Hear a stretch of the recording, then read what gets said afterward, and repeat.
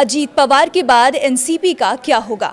बारामती में हुए विमान हादसे में उप मुख्यमंत्री अजीत पवार का निधन हो गया। सवाल है कि अजीत पवार के जाने के बाद क्या होगा?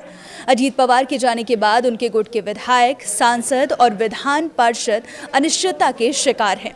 बिना उनके नेतृत्व के ये नेता एकजुट रहेंगे, नया नेता चुनेंगे या शरद पवार के पास लौटेंगे?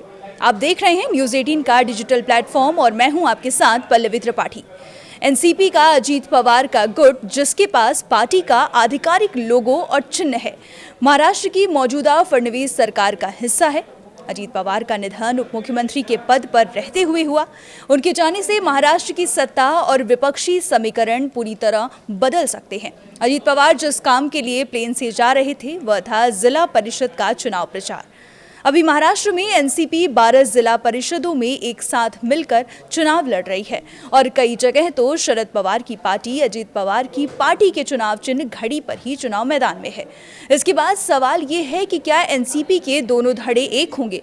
आगे बढ़ने से पहले अजीत पवार के परिवार को समझें तो अजीत पवार के दो बेटे हैं, पार्थ पवार और जय पवार, जिसमें से पार्थ पवार 2019 में मालवड से लोकसभा का चुनाव लड़कर हार चुके हैं, जबकि 2024 में लोकसभा चुनाव में सुप्रिया सुले अजीत पवार की पत्नी सुनेत्रा पवार को हरा चुकी हैं और अब सुनेत्रा पवार राज्यसभा की सांसद हैं। वहीं दूसरी तरफ है अजीत पवार का बाकी परिवार, जो 2023 में एनसीपी के बंटवारे में बटा जरूर, लेकिन राजनीतिक रूप से सब एक दूसरे के खिलाफ लड़ने लगे, लेकिन सामाजिक तौर पर पवार परिवार एकजुट रहा।